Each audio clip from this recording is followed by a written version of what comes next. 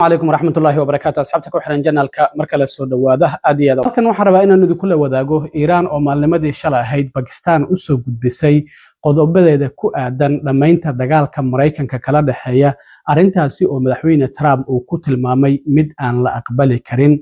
Trump oo maanta wax laga weydiiyay xabajoojintii Iran iyo Mareykanka u dhaxaysay wali ma taagan tahay halkaysa maraysa waxa uu yiri halkii ugu tabar darnayd ay xabajoojintaasi hadda ay maraysa marka dagaalku xilli kasta ayuu bilaaban karaa arintaasi waan idin wadaagaya qodobka kale oo aan idin wadaagaya wuxuu yahay yaa ka faa'iidaya horta dagaalkan Mareykanku uu Iran kula jira gaar ahaan dhinaca shidaalka wasaaradda cadaaladda ayaa hadda waxa ay baaraysaa qof faa'iiday 2.6 bilyan oo dollarka Mareykanka kana faa'iiday sharad uu ku dhigtay in shidaalku uu hoos u dhacayo arintaasi waxa ogaan kara qof madaxweynaha u dhow oo dawladda ku jira amaba sidoo kale qoyska madaxweynaha kamid ah yuu yahay qofkan og marka madaxweynuhu uu soo qorayo war la xiriira ama xabajoojin ama furitaanka marinka Hormuz arrimahaas yuu yahay qofka og oo sharadkan dhiganayay lacagtaasi intaasi la egna faa'iiday wasaaradda cadaaladuna ay leedahay hadda waa la baaraya arintaasina waan idin like-tana noo badiya noona share gareeya si muuqaalkan uu dad badan u gaaro channelkuna uu kor ugu soo kaco aad iyo aad u mahadsantihiin haddii aan ku bilaabo muuqaalkan Mareykanku maalmihii u dambeeyay waxa uu Iran ka sugayay in dhinaceeda ay soo gudbiso qodobada ay doonayso in lagu soo gabagabeeyo dagaalkan Mareykanku dawladda dhexdhexaadinaysa Iran iyo Mareykanka oo Pakistan ah waa uu gudbiyay qodobadiisa markay Iran ayaa laga sugayay Iran marka shalay ayay soo gudbisay qodobo dhowr ah qodobadaasi waxa kamid ahaa oo Iran ay dalbanaysa ay ku baaqaysay in dagaalka laga joojiyo dhamaanba dhinacyada kala duwan xitaa Lubnaan ay ku jirto in magdhow buuxa laga siiyo dhibaatooyinkii dhinaca dagaalka oo Mareykanku uu u geystay waxa kamid ahaa in dhamaanba cunaqabataynada saaran Iran la qaado isla markaana sidoo kalena la soo gabagabeeyo go'doominta saaran dekadaha Iran waxa sidoo kale jirta inay dalbanayeen in loo ballan qaado in mustaqbalka Mareykanka iyo Israa'iil aysan wax dagaal ah ku soo qaadi karin sidoo kalena in laga qaado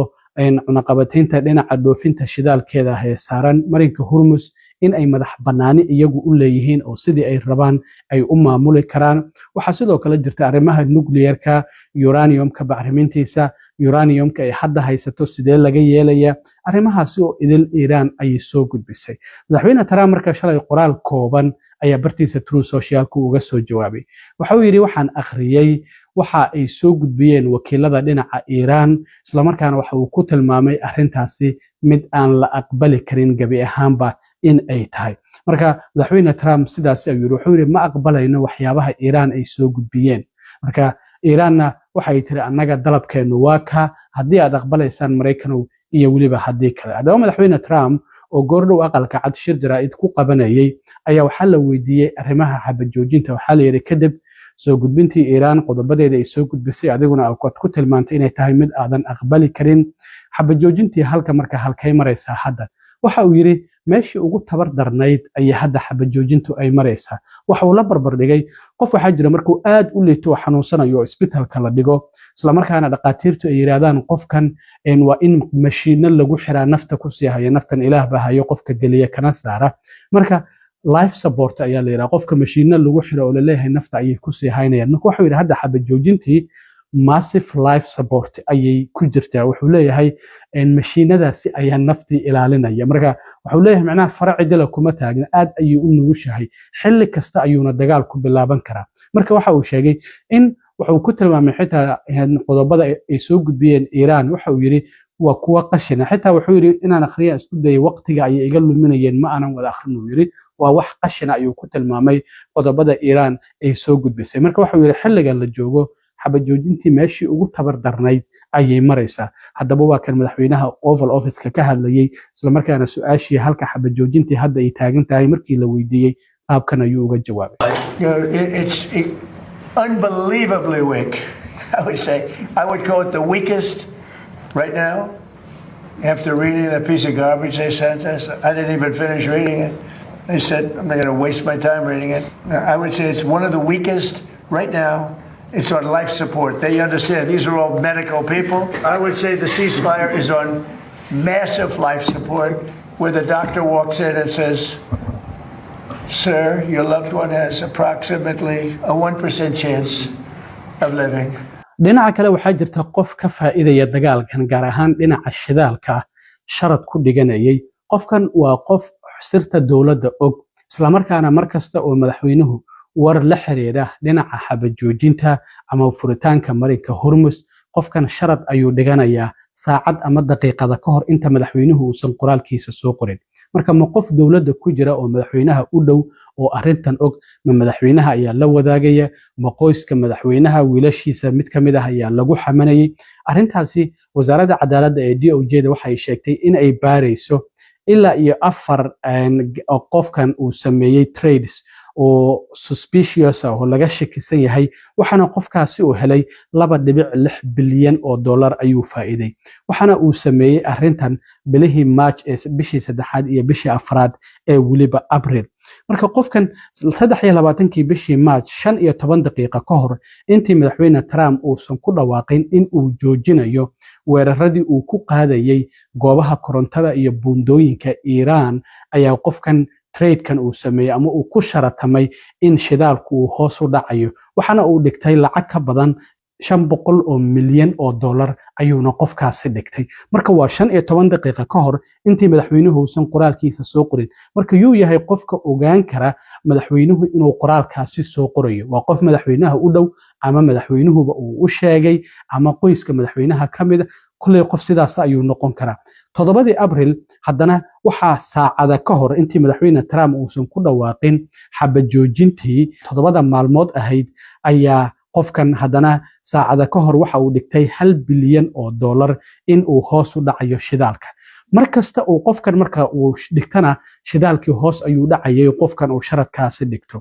haddana waxa dhacday 20 daqiiqo ka hor intii Iran aysan ku dhawaaqin inay dib u fureyso marinka Hormuz ayaa haddana qofkan waxa uu dhigtay 760 milyan oo dollar in shidaalku hoos u dhacayo shidaalkii hoos ayuu u dhacay sidoo kalena qofkan lacagtaasi ayuu helay 22 April ayaa ku soo xigtay 15 daqiiqo ka hor intii madaxweyne Trump uusan muddo aan la cayimin uusan kordhin xabajoojinta ayaa haddana qofkan waxa uu dhigtay 430 milyan oo dollar in arrintaasi ay dhacayso sidoo kalena shidaalku uu hoos u dhacayo arrintiina waa ay dhacday qofkiina lacagtaasi waa uu helay marka arrintan inside trading ayaa la yiraahdaa qof og xogtaasi ayaa sharadkaasi dhigan kara marka qofkan waxa uu sharadka ku dhiganayo waa wax uu og yahay oo hubo marka lacag intaasi la eg qofku wax uusan hubin sharad isaga ma dhiganayo hadda wax kasta ayaa lagu sharatamaa xilligan la joogo website-yada dhinaca online-ka ee dhinaca sharadka waxa la leeyahay maanta madaxweynuhu imise jeer ayuu wadanka Iran afkiisa uu ka sheegi doonaa dhar nuucee suud nuucee ayuu soo qaadanaya tay nuucee ayuu soo qaadanaya maanta magaca Soomaaliya madaxweyne Trump ma sheegi doono marka waxyaabahaasi oo idil ayaa lagu sharatamaa anything madaxweynaha sidaas waxyaabahaasi ayaa lagu sharatamaa marka hadda qofkan marka wasaaradda cadaaladda waxay leedahay qofkan waxa uu faa'iiday lacag gaaraysa 2.6 bilyan afartaasi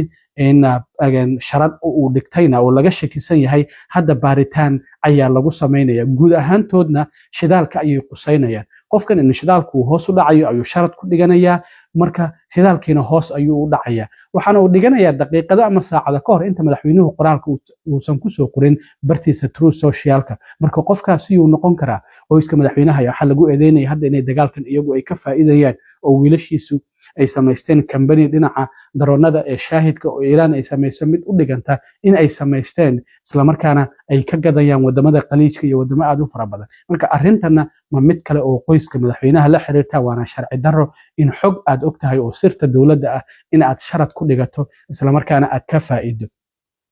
waxaa jirtay hadda 2 toddobaad ka hor markii madaxweynaha Venezuela la soo qabanayay Nicolas Maduro nin kamid ah ciidamada qaaska ah howlgalka fulinayay qorsheyntana ku lug lahaa oo Fandag la yiraahdo in uu sharad ku dhigtay ku dhawaad $500 milyan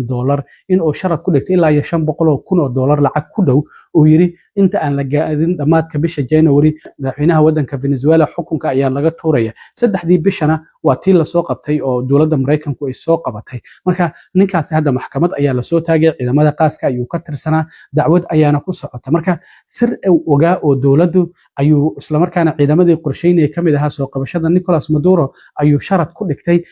marka arrintan marka waa arrin sharci darro ah oo inside trading ayaa la yiraahdaa inaad ku sharatanto wax aad ogtahay oo sirta dowladda ah isla markaana aad hubto waa sharci darro marka wasaaradda cadaaladda waxay sheegtay hadda in qofkan baaritaan ay ku sameynayso marka waan arki doonaa haddii ay shaaca ka qaadaan qofkaasi iyuu noqon doonaa aad iyo aad u mahadsantihiin